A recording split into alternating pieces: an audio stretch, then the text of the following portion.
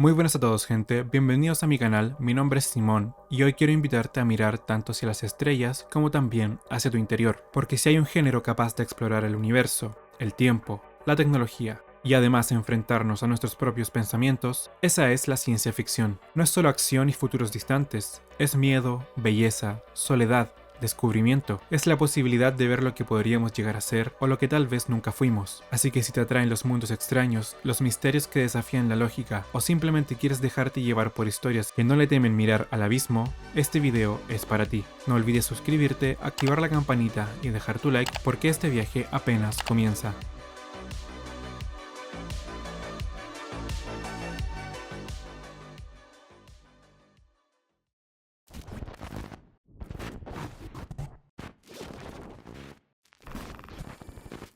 Noise, una obra menos conocida pero profundamente importante de Tsutomu Nihei, funciona como una especie de precuela a su manga más reconocido, Blam. Publicado originalmente en el año 2000, Noise no solo establece muchas de las claves visuales y temáticas que caracterizan el trabajo posterior de Nihei, sino que también funciona como una historia autoconclusiva que puede leerse por sí sola. Con un estilo oscuro, claustrofóbico y desolador, esta breve pero intensa historia de ciencia ficción, crimen y horror biotecnológico demuestra que Nihei es un maestro de la narrativa visual, de la arquitectura y del silencio como herramienta expresiva. La historia de Noise sigue a Susono Musubi, una agente de seguridad que investiga una serie de brutales asesinatos en una ciudad industrial distópica donde la vida humana parece haberse vuelto desechable. Durante su investigación, Musubi descubre un mundo subterráneo de tecnología degenerada, niños modificados genéticamente y una conspiración que apunta a experimentos humanos fallidos como causa de los crímenes. A medida que se adentra en el corazón de la ciudad corroída por la desesperanza y el abandono, empieza a desenterrar los orígenes de una tecnología orgánica que eventualmente enlaza con el universo de Blam, conectando esta historia con el colapso de la civilización. Desde la primera página, Noise se siente como un descenso a una ciudad que se extiende verticalmente hasta donde la vista no alcanza, un entorno megalítico donde la tecnología y la humanidad conviven en una relación de tensión permanente. A diferencia de Blam, donde el protagonista es una figura casi mitológica, en Noise seguimos a un personaje más cercano. Musubi tiene una misión concreta, una agenda comprensible, y reacciona con humanidad frente a lo que se encuentra. Su papel como investigadora y su interacción con los entornos urbanos y subterráneos sirve como vía de entrada a este mundo en ruinas que ya insinúa los ecos de la megaestructura que vemos en Blam. A nivel narrativo, Noise es más accesible que otras obras de Nihei. Tiene una estructura clásica de investigación criminal, con pistas, sospechosos y una trama que avanza con cierta claridad, pero esa claridad es solo superficial. Debajo de la investigación está la verdadera esencia de la historia, la mutación de la humanidad, la presencia de tecnologías que se escapan del control y la pregunta latente sobre qué nos define como humanos cuando lo artificial comienza a reemplazar lo orgánico. Noise funciona como una especie de umbral entre el cyberpunk tradicional y el horror biotecnológico, explorando las consecuencias de jugar con el tejido mismo de la vida en contextos de pobreza, abandono y ruina social. El arte de Nihei en esta obra es simplemente impactante. Aunque Noise tiene menos páginas que sus trabajos más extensos, cada viñeta está cargada de detalles. La arquitectura es colosal, opresiva, con estructuras que parecen desafiar la física. El uso de las sombras es sublime, cada rincón parece ocultar algo y esa sensación de amenaza latente está siempre presente. Los personajes en cambio son pequeños, casi frágiles frente al escenario. Esto refuerza uno de los temas constantes en la obra de Nihei, la insignificancia del ser humano frente a la inmensidad de lo creado, ya sea tecnológico o alienígena. Una característica notable de Noise es el tratamiento del sonido, o mejor dicho, su ausencia. Como en Blam, los diálogos son escasos, mucho de lo que ocurre se comunica a través de la imagen, el movimiento, la expresión corporal, el encuadre. Es un manga que obliga al lector a mirar, no solo a leer. Esa economía de palabras genera una atmósfera casi meditativa, pero también profundamente inquietante. Los silencios entre personajes no son vacíos, son llenos de tensión, como si el mismo mundo estuviera conteniendo la respiración. La violencia cuando estalla lo hace de forma repentina y brutal, rompiendo el silencio con una precisión quirúrgica. En términos temáticos, Noise establece una serie de obsesiones que Nihei expandirá en sus obras siguientes. La idea de una tecnología fuera de control, de una humanidad que ha perdido el rumbo, y de una civilización que se descompone en sus cimientos. todo eso está aquí de forma embrionaria, pero también hay una exploración del cuerpo humano como límite, como frontera, cuerpos mutados, híbridos, cibernéticos. Todo parece apuntar a una evolución forzada, no natural, guiada por fuerzas que escapan a la comprensión humana. Esto conecta directamente con el horror existencial y el body horror, elementos que se pueden leer desde una perspectiva Lovecraftiana, pero también post-humanista. Otro punto interesante es la relación de Noise con el espacio. La ciudad no es un simple escenario, sino un organismo vivo. Es un ente que crece, muta, devora. Los pasillos infinitos, las escaleras que no llevan a ningún lado, las habitaciones selladas. Todo refuerza la idea de un mundo que ya no fue hecho para el ser humano, o que simplemente se olvidó de su presencia. Hay una sensación de aislamiento constante, donde incluso los personajes humanos parecen desplazarse como intrusos en una arquitectura sin rostro ni lógica aparente. La arquitectura de Nihei se convierte así en un lenguaje propio, donde cada plano, cada estructura imposible, transmite la decadencia moral y material del entorno. En cuanto al ritmo, Noise es una lectura que requiere paciencia, no por su complejidad textual, sino por su densidad visual. Es un manga que invita a detenerse, a contemplar, a perderse en los detalles. Hay acción, sí, pero incluso los momentos más violentos están impregnados de una frialdad casi clínica. La violencia en Noise no es glorificada, es una consecuencia, es parte de un sistema que se ha roto y donde la única constante es el deterioro. Esta frialdad potencia el desconcierto del lector, generando una desconexión emocional que se siente intencional, como si Nihei nos estuviera diciendo que este mundo ya no admite empatía. Recomendar Noise es abrir una puerta a un universo que está entre lo muerto y lo que intenta vivir. Es una obra que, a pesar de su brevedad, deja una marca, perfecta para quienes disfrutan del sci-fi oscuro, del manga que no subestima al lector y que se atreve a jugar con el lenguaje visual como pocos. Es, además, una excelente introducción al estilo de Nihei para quienes se intimidan con la longitud y la abstracción de Blam, pero desean adentrarse en ese mismo tipo de mundo colosal y profundamente visual.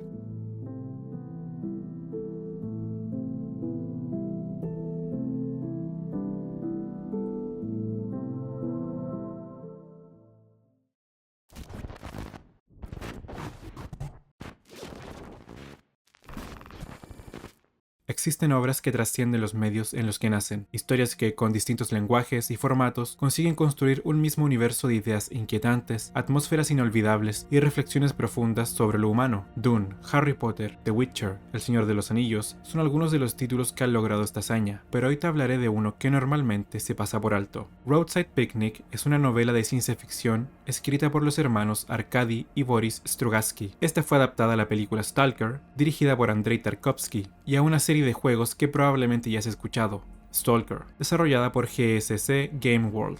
Tres manifestaciones diferentes, tres visiones singulares, pero un mismo corazón narrativo. La existencia de una zona prohibida, extraña, casi mágica, donde las reglas de la realidad se rompen, donde lo humano se mide ante lo incomprensible y donde el deseo y la desesperación conviven en una danza trágica. Para comenzar, es necesario presentar el origen. Roadside Picnic, o como se le conoce en español, Picnic al borde del camino, de 1972, es una novela rusa que plantea una de las ideas más brillantes y perturbadoras de la ciencia ficción. El concepto es simple pero intrigante. La Tierra fue visitada por una civilización extraterrestre, pero no hubo contacto, ni comunicación, ni siquiera reconocimiento. Los alienígenas simplemente pasaron por aquí como quien detiene el auto en la orilla del camino para descansar un momento. Lo que dejaron fueron zonas contaminadas, modificadas, llenas de objetos que desafían las leyes de la física y la comprensión humana. Las zonas son lugares imposibles, con trampas invisibles y objetos extraños, valiosos pero altamente peligrosos. En ellas, hombres conocidos como Stalkers entran ilegalmente para recolectar estos artefactos, arriesgando sus vidas en cada incursión. La historia sigue principalmente a Redrick Schwartz, un Stalker veterano que ha dedicado su vida a entrar en la zona, guiado por necesidad, codicia o quizá por una especie de llamada inexplicable. Red no es un héroe, es un hombre dañado, contradictorio, atrapado entre la desesperanza de su vida cotidiana y la fascinación que le produce la zona. La novela es una mezcla perfecta de ciencia ficción y existencialismo, y plantea una de las preguntas más angustiosas de la literatura especulativa: ¿y si el universo fuera absolutamente indiferente a nuestra existencia?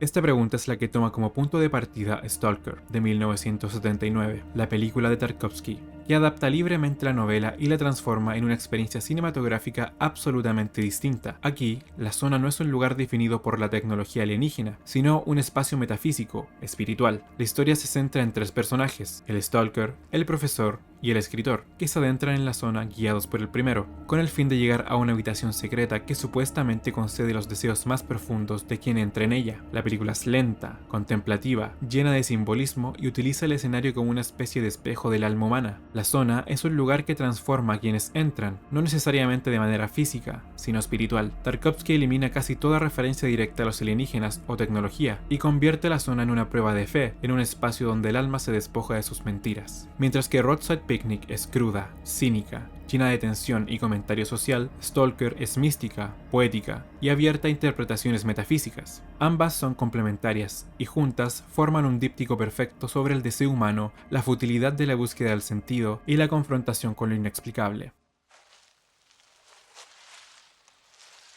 Y luego está el juego, Stalker. Lanzado en 2007 con su primera entrega, Shadow of Chernobyl, esta serie toma elementos de la novela y la película, pero los remezcla con un escenario real y reciente, la zona de exclusión de Chernobyl. En ese universo, tras un segundo desastre nuclear en la central, surgió una nueva zona, plagada de anómalas energías, criaturas mutantes, artefactos extraños y secretos enterrados bajo capas de conspiración. El jugador encarna al Marcado, un hombre amnésico que despierta las puertas de la zona con un misterioso mensaje: matar a Strelok. Desde allí comienza un viaje a través de un mundo hostil, lleno de facciones en guerra, horrores invisibles y una atmósfera tan espesa que casi no se puede respirar. Stalker no es solo un shooter con elementos de rol, es una experiencia inmersiva de soledad, peligro constante y descubrimiento. Su mayor logro es haber convertido la zona en un personaje vivo. Cada rincón del juego está diseñado para hacer sentir al jugador pequeño, vulnerable, al borde del abismo. Las anomalías, esas grietas en la realidad que desafían la física, funcionan como trampas naturales que recuerdan al lector de Roadside Picnic que este mundo no está hecho para nosotros. La exploración de laboratorios subterráneos, los ecos de experimentos prohibidos, los susurros que se escuchan en la distancia, todo en Stalker remite a esa sensación de lo desconocido que tanto la novela como la película cultivan. Aunque el tono del juego es más duro, más militarizado, su corazón es el mismo. La zona es un lugar donde los deseos, el pasado y la moralidad se distorsionan. El jugador puede tomar decisiones, ayudar a unos u otros, buscar respuestas o simplemente sobrevivir, pero al final lo que queda es la impresión de haber estado en un lugar que no puede explicarse, solo experimentarse. Una de las grandes virtudes de Stalker es que no intenta explicar demasiado. Hay misterio en cada capa del juego, incluso sus errores técnicos y su dificultad brutal contribuyen a esta sensación de caos, de hostilidad, de que nada está bajo tu control. Los documentos encontrados en búnkeres abandonados, los diarios de científicos locos, las referencias al proyecto Consciousness, todo parece apuntar a una verdad inalcanzable. Como en la novela, el conocimiento se convierte en maldición y la sabiduría no garantiza la redención.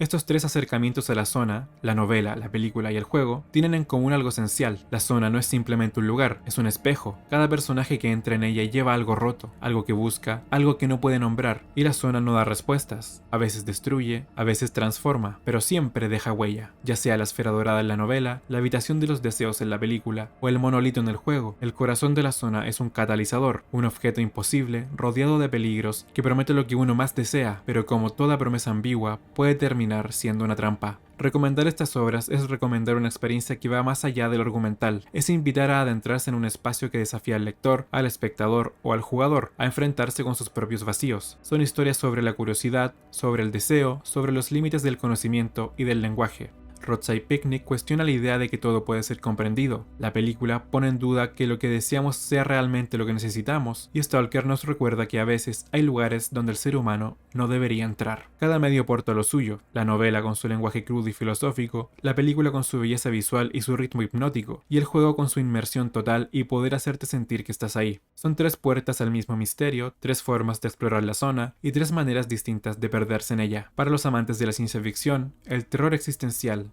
y el misterio, este trío es absolutamente imprescindible, no solo por su calidad, sino por su capacidad de resonar mucho tiempo después de haber terminado la última página, la última escena o la última partida. La zona permanece, nos observa y nos transforma.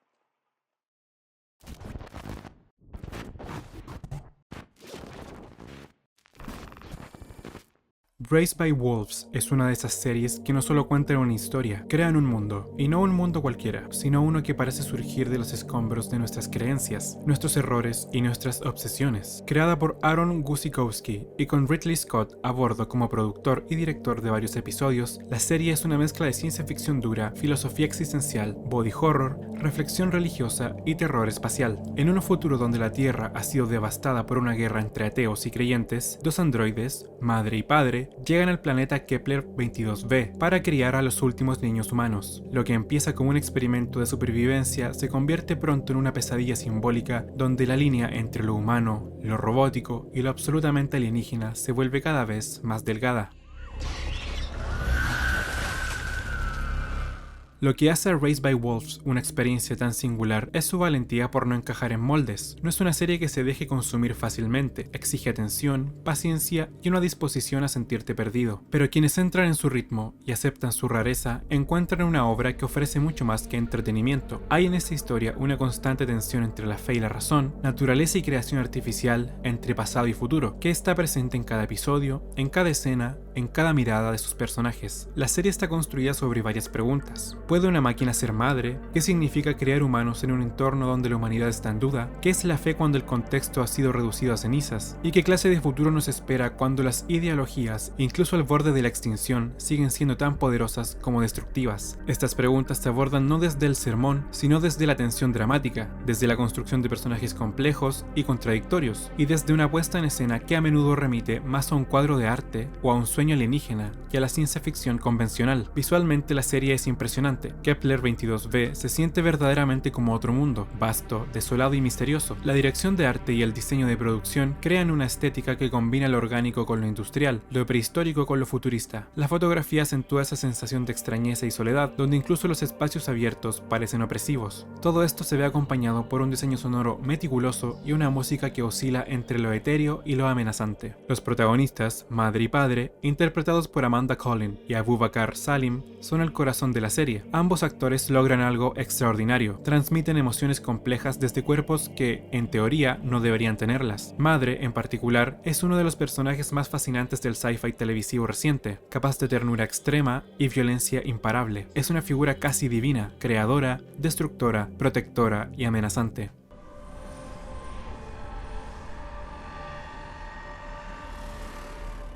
Padre, en cambio, aporta una sensibilidad más terrenal, con un humor seco y una lealtad inquebrantable que contrasta con la intensidad de Madre. Los niños humanos, criados en este entorno inhóspito, representan esa lucha entre el legado del pasado y las posibilidades del futuro. Son personajes que cambian, que dudan, que sufren. La serie no los hace tontos ni los convierte en símbolos vacíos, los trata como lo que son, sobrevivientes de una especie en crisis, atrapados en una guerra ideológica que no eligieron. Raised by Wolves se atreve a explorar terrenos que muchas series evitan. No teme mostrarse filosófica, simbólica e incluso espiritual, pero no ofrece respuestas fáciles. No hay una postura clara ni sobre la fe ni sobre la ciencia. Ambas se presentan como herramientas poderosas que pueden salvar o condenar. La serie invita a la reflexión sin imponer discursos. Su apuesta está en el conflicto, en el desequilibrio y en la duda constante. En ese sentido, es heredera de obras como Blade Runner, Solaris o incluso Evangelion. Como ellas, esta serie se interesa menos por la acción y más por el significado de lo que vemos. El tiempo se dilata, las conversaciones parecen cargar siglos de historia y los silencios son tan importantes como las palabras. Cada episodio está cargado de una densidad simbólica que exige una mirada atenta y que recompensa con sensaciones que van más allá de lo racional. Pero eso no significa que carezca de momentos impactantes. La serie tiene escenas de acción y violencia sorprendentemente crudas. Pero lo más perturbador no es la sangre, sino las ideas, las mutaciones, las transformaciones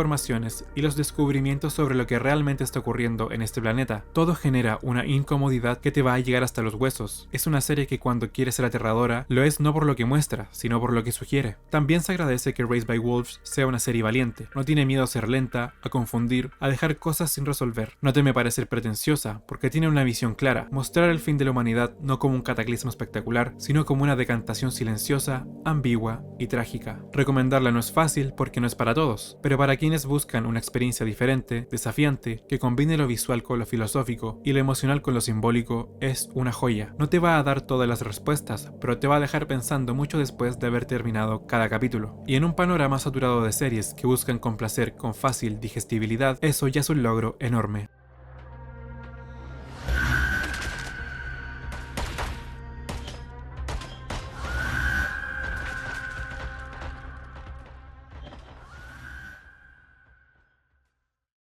Gracias por ver el video, si te gustó no olvides dejar tu like, suscribirte y activar la campanita para seguir explorando juntos los rincones más extraños de la ciencia ficción, y nos vemos en el siguiente video.